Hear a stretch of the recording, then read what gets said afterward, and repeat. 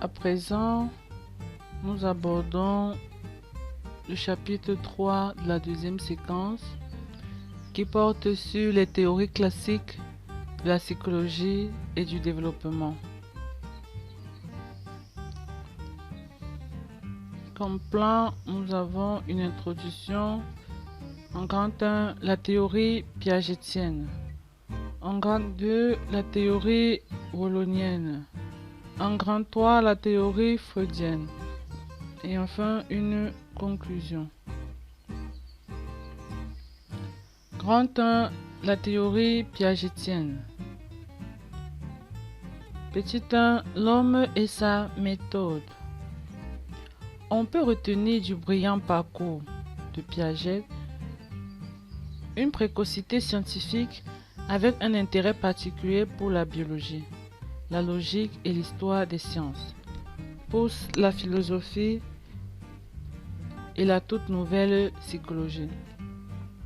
Après un séjour d'études en France, qui lui donne l'occasion de travailler au laboratoire d'Art Binet, il revient à Genève où il prend la succession du Clarapède à la direction de l'Institut J.J. Rousseau. Il y mène l'essentiel de ses recherches avec une équipe de collaborateurs remarquables et fonde à Genève le Centre d'épistémologie génétique en 1955.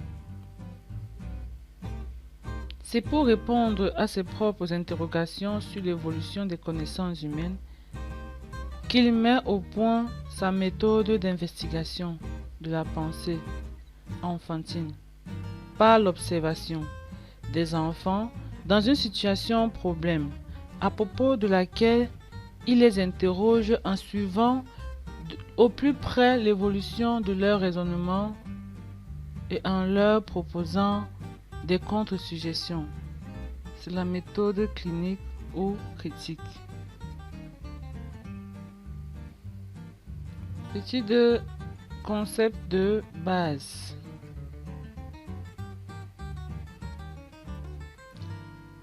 De la théorie piagetienne. Les concepts qu'il utilise dans sa description de l'intelligence sont empruntés à sa culture scientifique, la biologie et la logique en particulier. Il postule en effet une continuité entre le processus biologique d'adaptation de l'organisme au milieu dans lequel il vit et les processus psychologiques, car les facteurs extérieurs et intérieurs du développement sont indissociables à la connaissance, résultent toujours d'une interaction entre le sujet et l'objet. Ainsi, le fonctionnement de l'intelligence sera décrit donc avec des termes biologiques tels que l'assimilation, l'accommodation, l'adaptation, et les structures qui sont générées par son fonctionnement en termes logiques tels que des structures logico-mathématiques, des structures de groupe, etc. L'adaptation de l'individu à son milieu se fait grâce aux deux mécanismes principaux qui régissent les échanges nécessaires qui s'établissent entre l'individu et son milieu. L'assimilation, entre parenthèses, sur un plan biologique, il est facile de comprendre en quoi consiste l'assimilation. C'est une intégration dans l'organisme d'un élément extérieur qui se fait par l'intermédiaire d'une transformation et qui a une visée adaptative, entre parenthèses, maintenir l'organisme dans un état d'équilibre.